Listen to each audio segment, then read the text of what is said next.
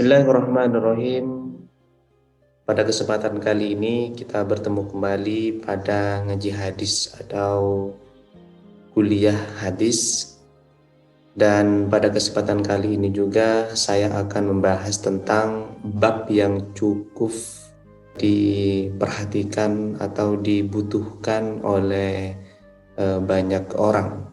Karena ini adalah menyangkut banyak orang juga. Bab yang saya maksud di sini adalah babun nikah, yaitu bab yang membicarakan tentang pernikahan.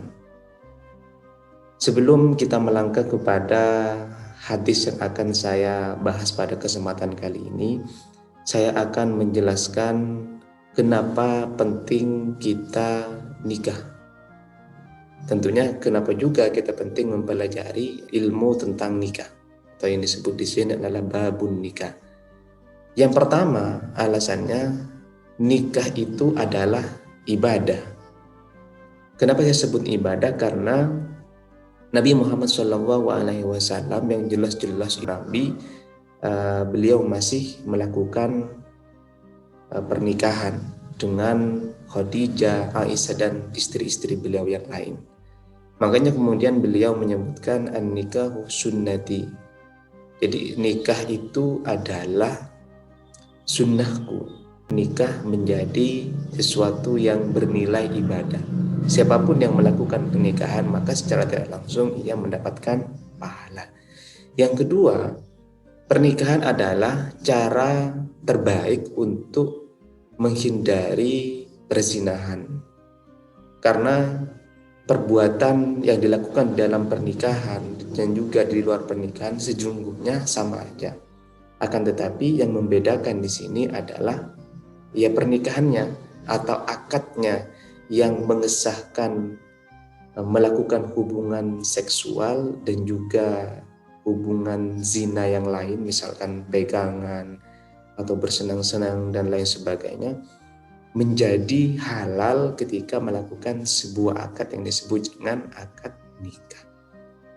Yang ketiga, pernikahan ini adalah salah satu solusi juga untuk memperjelas nasab atau mata rantai keturunan seseorang. Coba bayangkan misalkan manusia lahir seperti hewan atau binatang. Bagaimana binatang? Binatang tidak ketahuan ini sebenarnya anaknya siapa, bapaknya siapa, ibunya siapa, enggak ketahuan. Kenapa? Karena misalkan kucing, ada anak kucing ini lahir dari anak kucing P yang betina. Kemudian jantannya siapa? Kadang jantannya adalah C, adalah D, adalah dan lain sebagainya. Jadi enggak ketahuan. Kenapa? Karena jantannya banyak sekali. Nah, Islam memberikan aturan-aturan yang sangat baik untuk mengatur nasab atau genetik seseorang. Oleh sebab itu, pernikahan adalah salah satu solusi yang paling baik. Nah, mari kita lihat hadis yang pertama.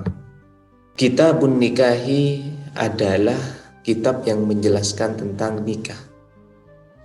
Kata nikah di sini secara literal, secara makna kebahasaannya seringkali dipahami atau diartikan dengan akdun, yaitu akad.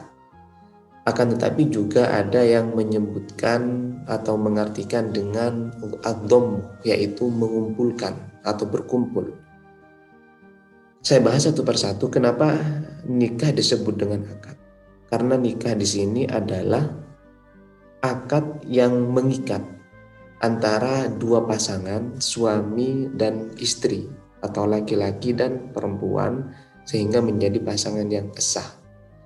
Kemudian nikah disebut dengan agama, berkumpul, karena dengan nikah ini seorang laki-laki atau seorang perempuan yang pada mulanya ngejomblo sendirian, ia disahkan bisa berkumpul, bisa hidup bareng, bisa melangkah bersama karena sudah diakad. Nah, di sini alasan kenapa nikah dipahami secara literal dengan berkumpul atau akad. Akan tetapi dari dua makna ini yang lebih populer nikah dipahami baik di kalangan ulama dan juga di tengah-tengah masyarakat dengan al-aqdu, yaitu akad. Karena misalkan ada seseorang masih dalam tahap PDKT, pendekatan, habis itu dia khitbah, lamar, tunangan, tapi masih belum nikah, maka orang ini biasanya disebut kapan akad. Jadi pertanyaan kapan akad di sini maksudnya adalah kapan nikah. Akad atau nikah tidak harus dirayakan dalam bentuk resepsi. Jadi resepsi itu hanya sebatas tasakuran setelah orang melakukan pernikahan. Ya kenapa ditasakuri? Karena nikah adalah ibadah. Tentunya bagaimana kita mengharapkan ibadah yang dilakukan oleh dua insan yang saling mencintai dan juga yang saling menyayangi menjadi ibadah yang membawa berkah. Mari kita lihat hadis yang pertama. An Abdullah bin Mas'udin, dari Abdullah bin Mas'ud. Qala, berkata siapa Abdullah bin Mas'ud. Qala lana Rasulullah sallallahu alaihi wasallam. Berkata atau bersabda kepada kami siapa Rasulullah, ya ma'syaras sabab, wahai para pemuda. Man istata'a minkum, siapa di antara kamu yang mampu al-ba'ah, memberikan nafkah, baik nafkah batin atau nafkah lahir, baik berupa materi atau berupa non materi. Falyatazawwaj, maka nikahlah. Fa innahu aghaddu lil basari, karena nikah adalah menjadi solusi untuk menutup pandangan atau memejamkan pandangan. Wa ahsanu lil farji, dan menjaga kemaluan. Wa man lam yastati' fa alaihi bisawmi, maka siapa saja yang belum mampu melakukan pernikahan, maka cukuplah bagi ia berpuasa. Fa innahu lahu wijaun, karena puasa dapat menjadi tameng bagi orang tersebut. Jadi hadis ini dimulai dengan kata ya ma'syaras syabab. Kenapa hadis ini dimulai dengan panggilan ya ma'syaras syabab yang tujuannya kepada anak muda, generasi milenial? Karena anak muda di sini termasuk masa di mana ia masih pubertas. Jadi daya syahwat dalam kondisi yang sangat tinggi, dalam kondisi yang sangat memuncak. Oleh sebab itu Rasulullah lebih mengutamakan, lebih memperhatikan anak muda ini. Jadi yang diperhatikan di sini adalah berkenaan dengan nikah. Nah, Rasulullah Shallallahu Alaihi Wasallam menyarankan kepada anak muda yang sudah mampu untuk membayar nafkah, baik itu nafkah lahir yang berupa materi, uang, dan lain sebagainya, dan juga nafkah batin, yaitu dengan kemampuan untuk melakukan hubungan seksual dan juga bisa mengatur mental di dalam menghadapi perjalanan rumah tangga. Maka Rasulullah menyarankan untuk melakukan pernikahan, karena hal itu sangat baik bagi seorang muda atau pemudi untuk menjaga pandangannya. Pandangan ini butuh dijaga, karena seseorang melakukan kemaksiatan biasanya dimulai dari pandangan. Melihat terlebih dahulu, wah ini kayaknya cantik, wah ini kayaknya cakep, maka dari itu kemudian ia melakukan tindakan atau perbuatan yang menyalahi agama. Nikah adalah solusi untuk memejamkan pandangan, menghalangi pandangan. Kenapa? Karena sudah ada pasangannya. Jadi kalau mereka menyalurkan hasrat seksualnya, ya cukup kepada pasangannya saja yang sudah sah, yang sudah selesai di akad dalam bentuk pernikahan. Dan juga pernikahan ini menjadi solusi untuk menjaga kemaluan. Karena kemaluan ini sangat penting untuk dijaga. Alasannya karena manusia kadang tidak bisa mengontrol hawa nafsunya atau syahwatnya. Makanya kemudian Rasulullah Shallallahu Alaihi Wasallam ketika pulang dari perang yang paling besar, yaitu perang Badar, Rasulullah bilang kepada para sahabatnya bahwa kita ini sesungguhnya masih pulang dari perang yang kecil menuju perang yang besar. Kemudian para sahabat kaget, wahai Rasulullah, bukannya perang yang sudah kita lakukan ini adalah perang yang paling besar di antara perang-perang yang pernah kita lakukan? Kata Rasulullah, tidak, ini masih kecil.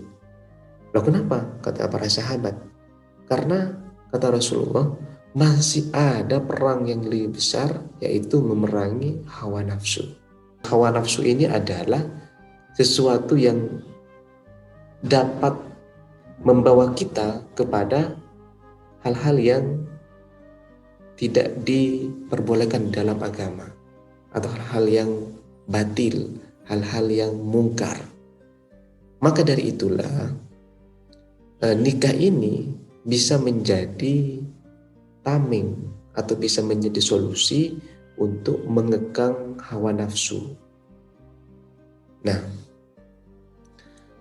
kemudian maka Rasulullah SAW ketika memberikan sebuah aturan atau menyampaikan sebuah saran, Rasulullah juga memberikan solusi. Nah, solusi di sini biasanya Rasulullah juga sampaikan kepada orang-orang yang masih belum mampu.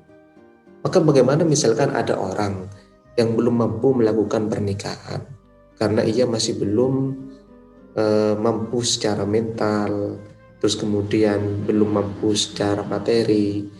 Nah, Rasulullah menyarankan bisaumi, cukup berpuasa.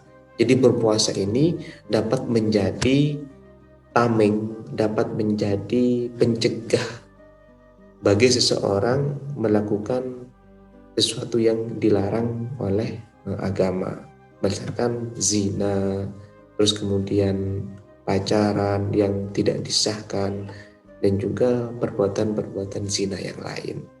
Nah, ini alasan kenapa Rasulullah SAW menyarankan untuk melakukan puasa.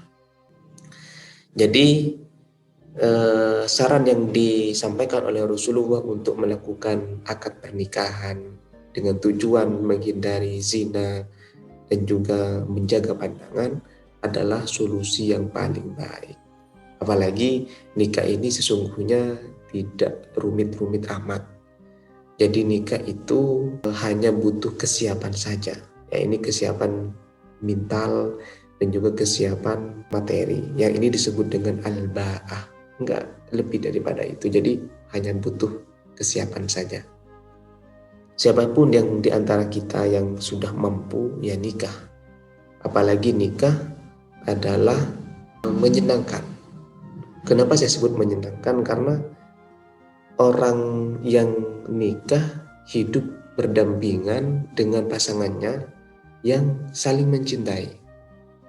Allah Subhanahu wa taala menyebutkan di dalam Al-Qur'an, "Wa min ayatihi an khalaqalakum min anfusikum aswaja litaskunu ilaiha wa ja'ala bainakum mawaddatan wa rahmah."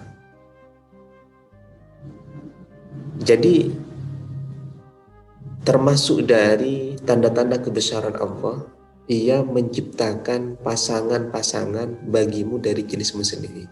Tujuannya pertama, litaskunu sakinah. Jadi orang yang nikah, maka ia sesungguhnya berada dalam kondisi yang menenangkan, menenteramkan, sakinah. Kenapa? Karena ia bersandar kepada orang yang dicintai. Yang kedua, Allah ciptakan atau tanamkan mawaddah dan juga rahmah, cinta dan kasih sayang.